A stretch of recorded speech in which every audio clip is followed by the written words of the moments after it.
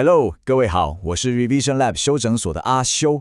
今天呢，我們要來拆解一個我覺得對於理解我們現在這個混亂的世界非常非常關鍵的一個思想。當我們每天被各種新聞頭條轟炸，覺得世界局勢越來越看不懂的時候，有一位哲學家許玉教授，他其實提出了一套很深刻的診斷。這套診斷能幫助我們看透現象背後的真正問題。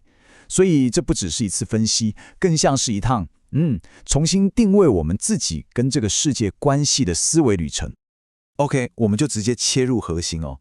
你一定很常聽到一個說法，叫做西消東漲，對吧？好像全世界的權力天平就只是很簡單的從西邊慢慢擺盪到東邊。但問題來了，現在全球的這種巨大變化，真的只是一場權力轉移的遊戲嗎？如果我們只停留在這個層次的討論，那很有可能會錯過那個真正重要的根本性的問題。好，那真正的問題到底是什麼？許玉教授認為，我們這個時代最根本的病症，其實是一種全球性的無家可歸感。這不是地緣政治的問題哦，而是一種更深層的存在性的危機。而且最關鍵的是，這是一種不管你身在東方還是西方，我們所有人都共同在面對的處境。其實這個概念不是現在才有的。早在1947年，德國的大哲學家海德格就已經做出一個非常驚人的預言了。他說：“無家可歸正在成為世界的命運。”你想想看，這句話在70幾年後的今天聽起來，哇，簡直就是為我們這個時代寫下了一個最精準的注腳。這裡講的無家可歸，它的德文原文是 Heimatlosigkeit。這個詞指的不是說你沒有房子可以住，不是物理上的問題，而是一種更深層的精神上、文化上的失根狀態。這種什麼感覺呢？這就像是你滑着手機，可以瞬間看到全世界的風景，可以跟地球另一端的朋友聊天，但你卻隱隱約約覺得自己好像不真正屬於任何一個地方。那種感覺就是 Heimatlosigkeit。那股造成這種失根感的強大力量，許玉把它稱為行星化 （planetarization）。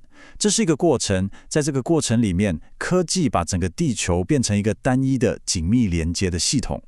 聽起來好像不錯，但它的代價是什麼？代價就是它慢慢磨去了每個地方的獨特性，讓全世界的大城市看起來都越來越像。我們喝着差不多的咖啡，逛着一模一樣的連鎖店。那這個行星化的過程也不是一天造成的，我們可以把它看成是好幾個歷史階段，一層一層疊加上來的。最早是種植園的時代，也就是資源的開採；接着是殖民時代，進行政治跟經濟上的控制；再來就是我們這一代人非常熟悉的全球化，也就是市場跟資訊的全面整合。一直到今天，我們進入了最終的行星化階段，整個地球本身都變成了一個可以被科技設計、被科技改造的對象。接下來，我們進入下一個關鍵點。好，那當我們所有人都感覺到這種焦慮、這種失根感的時候，人類最直覺的反應會是什麼？就是往後看，試圖退回到一個我們想象中曾經很美好的過去。但許玉警告我們，這帖藥方不但沒用，甚至可以說是致命的。我們來做一個有趣的對比，你聽聽看，在1940年代的日本，當時有一場思想運動，叫做超克現代性。當時的知識分子想做什麼？他們想要抵抗西方的影響，然後回歸到日本的傳統。這聽起來是不是跟我們今天在世界各地都聽得到的那種讓國家再次偉大的民族主義口號有種驚人的相似感？其實他們根本是同一種情感的不同版本而已。這種向後轉的衝動，在哲學上有一個專有名詞叫做不愉快意識。它的運作邏輯是這樣的。首先，我們意識到全球化帶來很多矛盾，但我們又覺得自己沒能力解決這些矛盾，沒辦法往前走。那怎麼辦？最簡單的反應就是退回到我們熟悉的過去，這其實就是一種逃避。而這種心態就是法西斯主義還有各種極端思想最肥沃的土壤。它是一種病症，絕對不是解方。好，問題來了。如果往回走是死路一條，但完全擁抱全球化又會讓我們失去自我，那到底還有沒有第三條路可以走？這就帶出了許域思想裡面最核心也最獨特的一個解方，一個概念叫做思想的個體化。什麼叫做思想的個體化？注意聽哦，他的意思不是叫我們把東方思想跟西方思想加在一起攪一攪，做成一碗思想上的大雜烩，不是。恰恰相反，它是在兩種完全不同，甚至可以說是互不相容的思想體系之間，去利用它們彼此的張力跟摩擦，來催生出一種全新的思維模式。這就像是碎石跟鐵片，它們兩個本身是無法融合的，但正是透過它們之間猛烈的撞擊，才能迸發出那道能夠開創一個新局面的火花。為了讓我們更好理解這個有點抽象的概念，許域用了一個非常貼切的比喻，叫做過饱和溶液。你想象一下，有一杯化學溶液，裡面充滿了不穩定的張力，就像東西方思想的對峙一樣。當這個張力達到一個臨界點的時候，它不會爆炸，反而會發生一件很神奇的事，就是唰的一聲，瞬間結晶，形成一個全新的、非常穩定的結構。而這個結晶體就是那個全新的思想，它既不是原來溶液裡的東方，也不是原來的西方，而是從兩者的激烈碰撞中躍生出來的一個新物種。